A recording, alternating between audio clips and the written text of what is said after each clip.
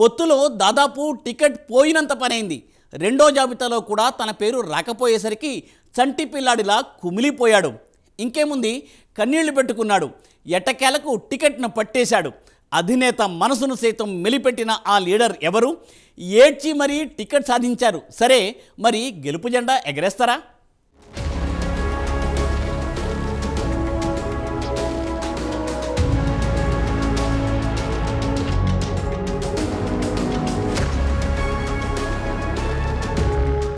ఉత్కంఠకు తెరపడింది.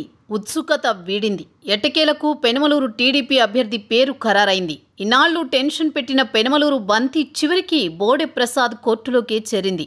ఎట్టకేలకు బోడె ప్రసాద్కు సీటు కేటాయించింది టీడీపీ అధిష్టానం. తొలుత బోడె ప్రసాద్కు సీటు ఇవ్వలేమని చెప్పిన అధిష్టానం ఇప్పుడు ప్రకటించింది. టికెట్ ఇవ్వబోమని టీడీపీ చెప్పడంతో స్వతంత్ర అభ్యర్థిగా పోటీకి దిగుతానని చంద్రబాబు ఫోటోతో ప్రచారం చేశారు బోడే. నిజానికి పెనమలూరులో మాజీ ఎమ్మెల్యే బోడె ప్రసాద్ టీడీపీ నియోజకవర్గ ఇన్ఛార్జిగా ఉన్నారు. ఆయనకు ఈసారి సీటు ఇవ్వలేకపోతున్నామని అధినేత చంద్రబాబు పిలిచి చెప్పారు. దీంతో బోడెతో పాటు ఆయన అభిమానులు పార్టీ నిర్ణయంపై అసంతృప్తి వ్యక్తం చేశారు. పార్టీ టికెట్ ఇవ్వకపోయినా చంద్రబాబు ఫోటో పెట్టుకుని పోటీ చేస్తానని బోడే ప్రకటించారు. మరోవైపు ఈ స్థానం నుంచి పలువురి పేర్లు తెరపైకి వచ్చాయి. దేవినేని ఉమాను ఇక్కడి నుంచి బరిలోకి దించుతారన్న ప్రచారం జరిగింది. ఆ తర్వాత మైనార్టీ అభ్యర్థిగా ఎంఎస్ బేగ్ పేరు తెరపైకి వచ్చింది. ప్రముఖ న్యాయవాది గొట్టిపాటి రామకృష్ణ ప్రసాద్, తెలుగు యువత నాయకుడు దేవినేని చందుతో పాటు తెనాలి నియోజకవర్గ నేత ఆలపాటి రాజేంద్ర ప్రసాద్ పేరు కూడా వినిపించింది. చివరికి అన్ని ప్రచారాలను చెక్ పెడుతూ బోడే వైపే టీడీపీ అధిష్టానం మొగ్గు చూపింది. దీంతో బోడే ప్రసాద్ వర్గం సంబరాల్లో మునిగిపోయింది.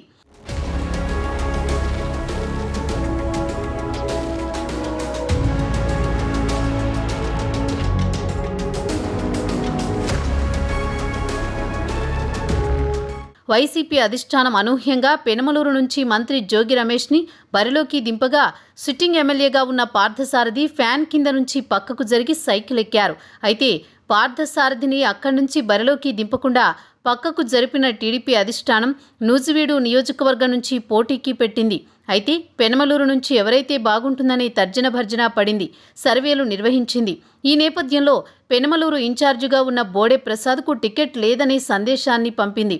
కానీ పట్టు వీడని విక్రమార్కుడిలా తన ప్రయత్నాలు కొనసాగించారు. టికెట్ రాదన్న బాధతో కుమిలిపోయి చంటి పిల్లాడిలా కన్నీళ్లు పెట్టుకున్నారు బోడే ప్రసాద్.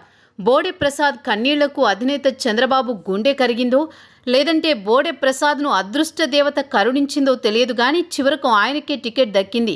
ఏడ్చి మరీ టికెట్ దక్కించుకున్న బోడే ప్రసాద్ గెలుపు జెండా ఎగరవేస్తారా అన్నది తేలాల్సి ఉంది.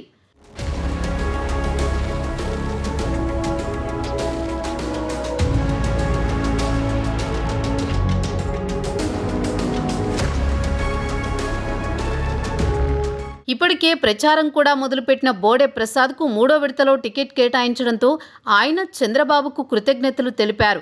మొత్తంగా పెనమలూరు సీటుపై ఉత్కంఠ వీడింది. బోడే ప్రసాద్ కార్యాలయంలో సంబరాలు నిర్వహించాయి టీడీపీ శ్రేణులు. చంద్రబాబుకి పెనమలూరు ప్రజలకు జీవితాంతం రుణపడి ఉంటాను అని ప్రకటించారు బోడే ప్రసాద్. పెనమలూరు సీటు భారీ మెజారిటీతో గెలిచి చంద్రబాబుకి బహుమానంగా ఇస్తాను అన్నారు. మూడోసారి సీటు ఇచ్చిన చంద్రబాబు లోకేష్కి రుణపడి ఉంటాను అన్నారు బోడే ప్రసాద్.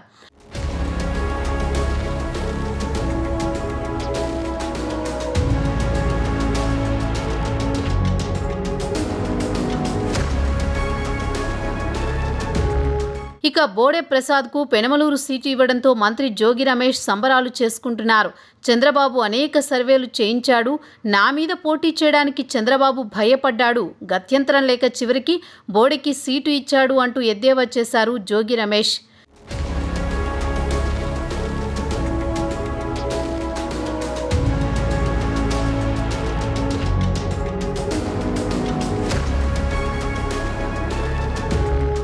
స్థానచలనంతో పెనమలూరుకు వచ్చిన జోగి రమేష్పై భారీ మెజారిటీతో గెలుపు జెండా ఎగరవేస్తామని బోడే ప్రసాద్ వర్గం ధీమాగా చెబుతోంది.